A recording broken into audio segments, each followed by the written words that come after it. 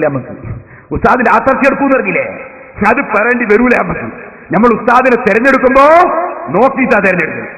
ഏതെങ്കിലും വഞ്ചകന്മാരെ, ഇമാമിങ്ങളെ തള്ളുന്ന വഞ്ചകന്മാരെ ഞങ്ങൾ ഉസ്താദായി തെരഞ്ഞെടുത്തിട്ടില്ല. നിങ്ങളൊന്ന് ആലോചിച്ചു. ഞാൻ നൗഷാദ് സഖാഫിന്റെ കട എടുത്തിട്ട് പറയാ, തിരിച്ചും കട എടുക്കാലോ. മൂപ്പരടുത്തൊരു പ്രസംഗം നടത്തി. അത് ഈ സെലഫിന്റെ പ്രസംഗം ഉണ്ടല്ലോ, എന്ത് ഉസ്താദുമാര് പറയുന്നത് സ്വീകരിച്ചുവിടാറ്. അപ്പൊ മൂപ്പരെന്ത് ചെയ്തു, ഇവിടെ ശാന്തി നഗറിൽ പ്രസംഗിക്കുമ്പോ മൂപ്പര് ഒരു കഥ പറഞ്ഞു. ഒരു മുജാഹിദ് മദ്രസ, ആ മദ്രസയിൽ ഒരു കുട്ടി വന്ന് ഉസ്താദ് എന്ത് ചെയ്തറിയോ, ബോർഡ് മേലെ എഴുതി കൊടുത്തു അലിഫ് അലിഫ്. കുട്ടി പറഞ്ഞു ഉലിഫ് ഉലിഫ്. അപ്പൊ അല്ലടാ അലിഫ് വായിക്കടാ, ഉലിഫ് അലിഫ് വായിക്കടാ, ഉലിഫ്. എന്ത്? ഞാൻ ഹുസൈൻ സലഫിന്റെ പ്രസംഗം കേട്ടു, ഉസ്താദുമാർ പറയുന്നത് വിശ്വസിക്കാൻ പാടില്ല, അതുകൊണ്ട് നിങ്ങൾ അലിഫ് വായിക്കുമ്പോൾ ഞാൻ ഉലിഫ് വായിക്കും. ശരിയല്ലേ ആ പറഞ്ഞത്? ഈ രൂപത്തിൽ ഞാൻ പറയട്ടെ, നിങ്ങളത് പുത്തൻവാദമല്ല, പിത്തൻവാദമാണ് കേട്ടോ. പറഞ്ഞത് മാനസികമായി അസ്വസ്ഥതയുള്ളവന്റെ വാക്കാണ്. ഉസ്താദുമാരെ തള്ളണം, പിന്നെ ആരെയാ സ്വീകരിക്കുക? ഉസ്താദുമാരെ തള്ളണം പോലും. ഇനി മുസ്ലിമീങ്ങളെ, ഞാൻ നിങ്ങളോട് പറയട്ടെ, ഈ വാദം അങ്ങേയറ്റത്തെ അബദ്ധമാണ്. മഹാന്മാരായ പണ്ഡിതന്മാർ എന്താണ് മുസ്ലിമീങ്ങൾ പറയുന്ന തഖ്ലീദ് എന്ന് വിവരിക്കുന്നു. അത്തഖ്ലീദു ഹുവ ഇത്തിബാഉർ റജുലിൽ ജാഹിലിൽ ആലിമ ലിഇൽമിഹി വബറഇഹി. ഇമാം സമർഖന്ദി റളിയല്ലാഹു അൻഹു ഹിജ്റ 539 വഫാത്തായ പണ്ഡിതനാണ്. അവിടുത്തെ മീസാനുൽ ഉസൂൽ എന്ന ഗ്രന്ഥത്തിൽ പറയുന്നു, എന്താണ് മുസ്ലിമീങ്ങൾ പറയുന്ന തഖ്ലീദ്? അത്തഖ്ലീദു, തഖ്ലീദ് എന്ന് പറയുന്നത് അന്ധമായ അനുകരണമല്ല. അന്ധമായ അനുകരണം എന്ന അർത്ഥത്തിലും തഖ്ലീദ് എന്ന് വാചകത്തിൽ പറയാം. അത് വേറെ ഒന്നാണ്. സലാത്ത് എന്ന് പറഞ്ഞാൽ നിസ്കാരം എന്നതിന് അർത്ഥമുണ്ട്, സലാത്ത് എന്നതിന് പ്രാർത്ഥന എന്നർത്ഥമുണ്ട്. സല്ലൂ ഹംസക്കും തന്നെ പ്രാർത്ഥന എന്നല്ല അവിടുത്തെ അർത്ഥം. ഇതുപോലെ മുഅ്മിനീങ്ങളെ, നമ്മൾ പറയുന്ന തഖ്ലീദ്, അത്തഖ്ലീദു ഹുവ ഇത്തിബാഉർ റജുലിൽ ജാഹിലിൽ ആലിമ, വിവരമുള്ള പണ്ഡിതനെ അദ്ദേഹത്തിന്റെ വിവരത്തെ അടിസ്ഥാനമാക്കി, അദ്ദേഹത്തിന്റെ സൂക്ഷ്മതയെ അടിസ്ഥാനമാക്കി അദ്ദേഹത്തെ പിന്തുടരുന്നതിനാണ് തഖ്ലീദ് എന്ന് പറയുന്നത്.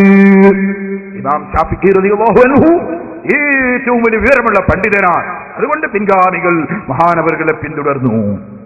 ഇതാണ് ശരിയായ തഖ്ലീദ്. ഇനി ഞാൻ പറയട്ടെ, അല്ല അല്ല അങ്ങനെ പറ്റൂല. നമ്മളെ മൗലവി ഇവിടുന്ന് പറയാൻ എന്താ വേണ്ടത്? മൗലവി പറയാണ്, തെറ്റ് പറ്റാത്ത ആള് നബി മാത്രമേ ഉള്ളൂ. അതുകൊണ്ട് നമ്മൾ ഓരോ ഇമാമിങ്ങളും പറഞ്ഞതൊന്ന് പരിശോധിച്ച് നോക്കണം. തെറ്റ് പറ്റിയിട്ടുണ്ടോ? തെറ്റ് പറ്റിയിട്ടുണ്ടേ തളികളെ, ഇല്ലെങ്കിൽ നമുക്ക് സ്വീകരിക്കാം. അപ്പൊ ഇയാൾ ആരാണോ? ഇമാമിനെക്കാൾ വലിയ ഇമാമാണോ? അവർക്ക് തെറ്റ് പറ്റിയോ എന്ന് ഇയാൾ പരിശോധിക്കാം. എങ്ങനെ?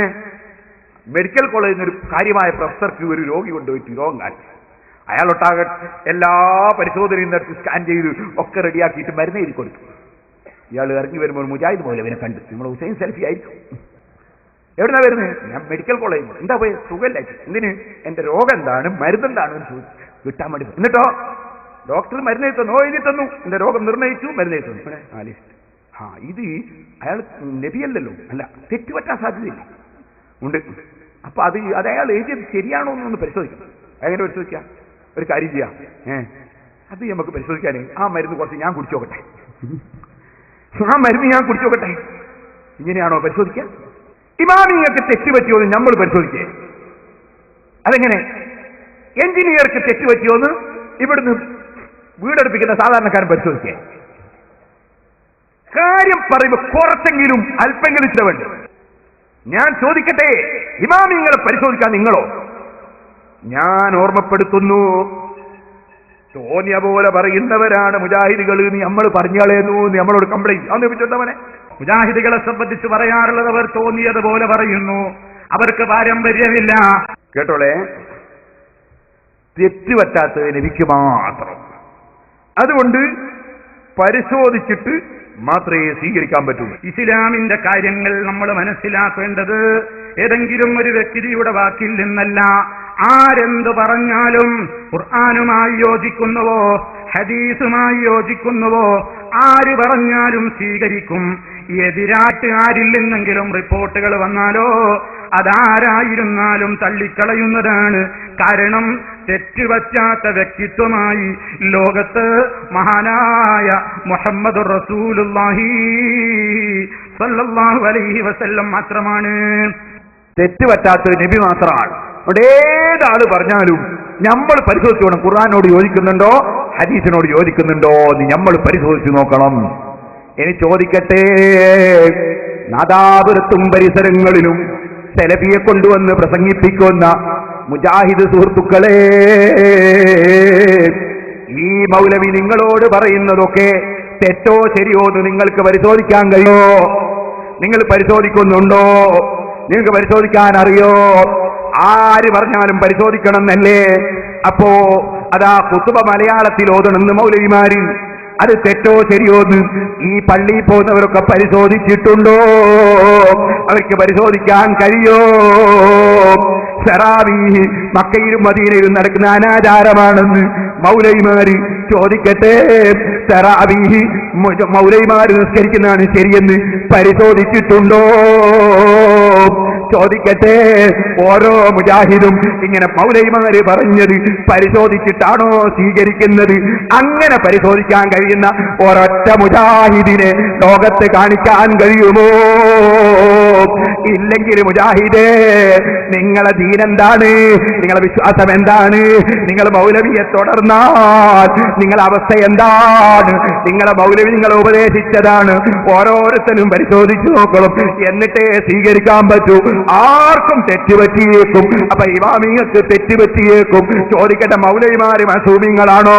മൗലവിമാർക്ക് തെറ്റുപറ്റൂല എന്ന് ഉറപ്പാണോ? അല്ല അവര് നബിയാണോ? അമ്പിയാക്കളാണോ? മലക്കുകളാണോ? ഈ മൗലവിമാർക്ക് തെറ്റേ പറ്റിയിട്ടുള്ളൂ കേട്ടോ. നമ്മളെ ഇമാമിങ്ങൾക്ക് ഒരു തെറ്റും പറ്റിയിട്ടില്ല കേട്ടോ.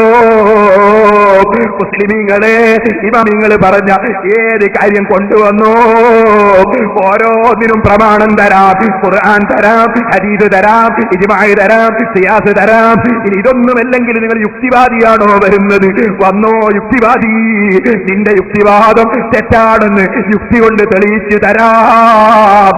ആണത്തത്തോടെയാ പറയുന്നത്. ഞങ്ങളെ ഇമാമിങ്ങൾക്ക് തെറ്റിപ്പോയി എന്ന് പറഞ്ഞ് ഈ സമുദായത്തെ വഴിപഴപ്പിക്കാൻ ഒരു ചേകനൂരിനെയും അതാ അനുവദിക്കൂല. ഇമാമിങ്ങൾക്ക് തെറ്റുപറ്റി എന്ന് പറഞ്ഞിട്ട് നിങ്ങൾക്ക് ഖുർആൻ കയ്യിലെടുത്തിട്ട് ഞങ്ങളെ ഇസ്ലാം ദീന് തകർക്കണമല്ലേ? അതിന് യഹൂദികൾക്ക് എന്റെ നിർദ്ദേശമുണ്ടല്ലേ? എന്നാ നടക്കൂല മൗലവി.